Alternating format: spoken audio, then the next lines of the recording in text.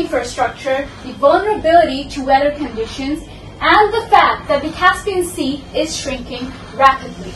বিশ্বের ৬৩টি দেশের মাধ্যমিক ও উচ্চ মাধ্যমিক পর্যায়ের তরুণ শিক্ষার্থীদের উৎসব মুখর অংশগ্রহণে গত ২০ জুলাই থেকে আজারবাইজানের রাজধানী বাকুতে শুরু হয়েছিল আন্তর্জাতিক ইকোনমিক্স অলিম্পিয়াড ২০২৫-এর অষ্টম আসরের উৎসব মুখর আয়োজন। আন্তর্জাতিক ইকোনমিক্স অলিম্পিয়াড ২০২৫-এ আজারবাইজানের বাকু শহরে এই ইউনিভার্সিটিতে আমরা প্রায় ৬৩টা দেশ একত্রিত হয়েছি। আমরা আশা করছি বাংলাদেশ এর থেকে ভালো কিছু অর্জন করবে।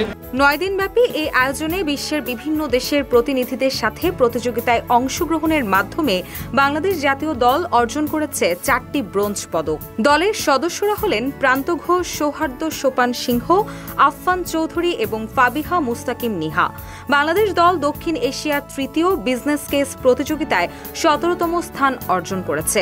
নিঃসন্দেহে অনেক অনুপ্রেরণা যোগায় আমাদেরকে।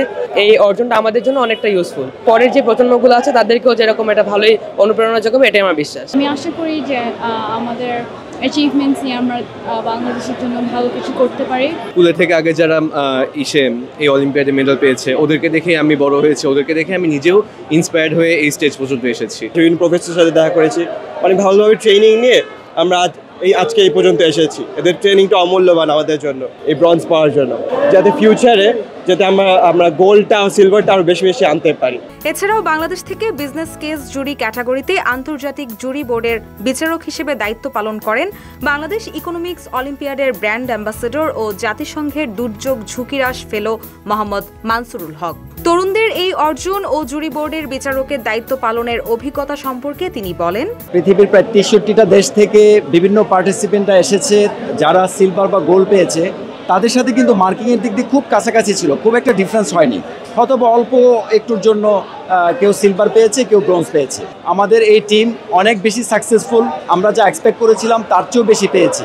একটু আগে শুনেছেন যে আমরা সাউথ এশিয়াতে আমরা তৃতীয় হয়েছি এবং বিজনেস কেস জুরি কম্পিটিশনে ছিল আমাদের দেশ ১৭তম।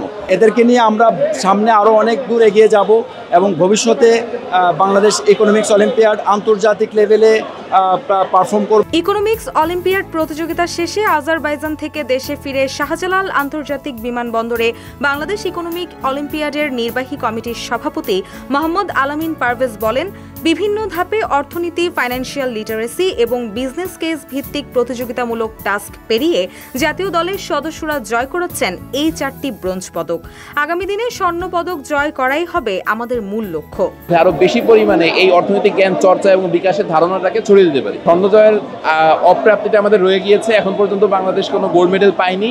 এই চেষ্টাটা অবশ্যই জারি থাকবে এবং আমরা আশা করছি আগামী বছর এটা আমরা করতে পারবো। বাংলাদেশ দলের এই অনন্য অর্জনে তাদেরকে শুভকামনা জানিয়েছে বাংলাদেশ ইকোনমিক্স অলিম্পিয়াডের চেয়ারম্যান এবং বাংলাদেশ সরকারের সাবেক উপদেষ্টা ডক্টর হোসেন জিল্লুর রহমান। রুশা সুর, নিউজ ডেস্ক, ইত্তেফাক।